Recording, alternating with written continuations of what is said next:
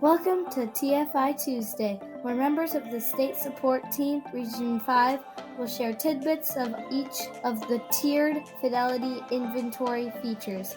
We hope you will find these short discussions meaningful and beneficial to your PBIS team. And now, here's this week's TFI Tuesday tidbit.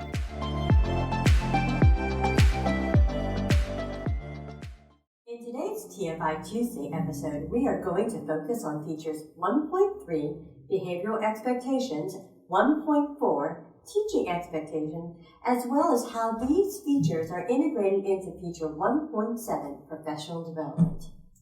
Jessica, tell us what is the focus of 1.3 and the inherent importance of this feature as the catalyst for the implementation of PBIS. Thanks for asking, Marla. TFI Feature 1.3 focuses on clearly defined behavioral expectations. Schools choose expectations that are reflective of the cultural values of their students, families, and their communities, including input from all relevant stakeholders at the creation of expectations, and a routine review of the expectations is critically important. When revising your expectations, schools should make sure that the expectations are based on a legitimate purpose within the setting and not just maintaining a status quo. It's even possible to re-examine your rules for implicit bias in order to ensure that your expectations are truly universal. Well, thank you. You mentioned clearly defined behavioral expectations. Can you give us some more details on what that means? Of course. When creating the expectation, schools should choose 3 to 5 positively stated behaviors that should be consistent, focus on high standards for all students, reflect cultural values of the surrounding community, align to any social emotional behavior curriculum or standards being used to foster skill building, promote positive relationships, are clearly defined through examples within all settings and locations, are accessible to learners from a variety of language and ability backgrounds, and are revised regularly. Expectations in all settings and locations should be included in a behavior matrix to ensure consistency. PBIS teams may want to consider more advanced matrices for locations like the cafeteria or bus to include the additional procedures within those locations. For example, what does it look like, sound like, and feel like to wait at my bus stop? How can I be prepared to get off the bus at my assigned destination? What if there are 12 other students that are also exiting the bus at the same time as me? Adding these explicit details ensures that the routines and procedures are being implemented consistently. Teams might also want to consider adding the setting of frustration to their matrix. This gives staff the opportunity to teach our students how to still meet expectations even in moments of frustration, as well as acknowledges that there will be times when we feel frustrated.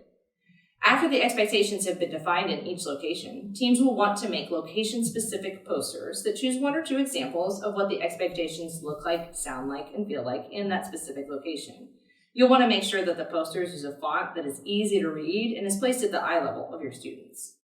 That is fascinating, Jessica. Having these expectations really indicates that we are trying to be proactive and to teach the behaviors that we want to see. So how do we make sure that all students know, understand, and can demonstrate the expected behaviors? It's a great question. Once the expectations have been defined and reviewed, Feature 1.4 focuses on the importance of teaching these expectations to our students in all locations and settings. Like any other content that is taught, expectations require explicit teaching and reinforcement. Lessons should highlight examples and non-examples of the expectations, as well as structured opportunities to demonstrate the expectations within the traditional academic routines. Teams can also consider ways to incorporate student discussions about how these expectations might look like in their own homes.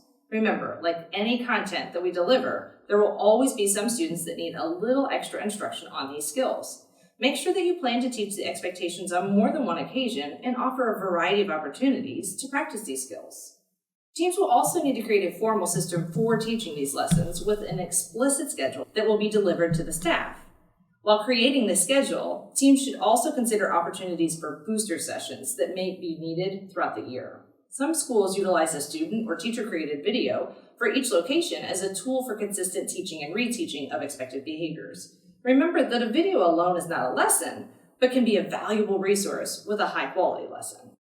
Thank you. It sounds like you are talking about explicit instruction, just like we use for our academics, but now it is focused on behavior. It all sounds intentional. Does the system include an adult focus? It sure does. Once expectations and lessons have been established, Feature 1.7, Professional Development, reminds us that the PBIS teams need to formally train the staff on the 4 core elements of PBIS. This includes training the staff on how to teach the school-wide expectations that I mentioned in Feature 1.3 and 1.4, how to acknowledge appropriate behavior, which will be further discussed in Feature 1.9, how to correct errors, which we will discuss in Feature 1.5, and how to request additional assistance from your team. Teams should consider how they can support staff with understanding behavioral principles and trauma-informed care foundations. Also, consider how you can include your classified staff in these training opportunities. Once staff members have been trained on the 4 core principles of PBIS and have received this schedule for teaching expected behaviors, teams can use an informal walkthrough or a walk-around tool to assess if the skills are being observed in various locations. Teams can send a representative around the building to ask staff and students if they know what the expectations are in the building. Another way that teams can assess if lessons are being taught is to include short surveys in a staff exit ticket at the end of a PBIS staff meeting. Having clearly defined behavioral expectations that are formally trained to staff and students is an essential part of your PBIS framework.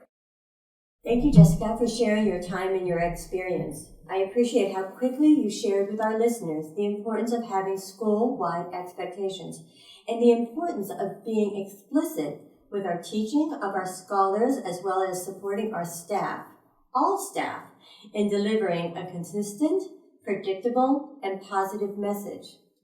You shared with us to be preventative and proactive, but also responsive to our scholars' needs. Thank you also for a reminder of the 4 core principles of PBIS. For more information and resources, please visit our State Support Team website, sstr5.org. Thank you for joining us for our TFI Tuesdays. We hope you'll join again next week to learn about additional TFI features. Until then, be safe, be kind, and be positive.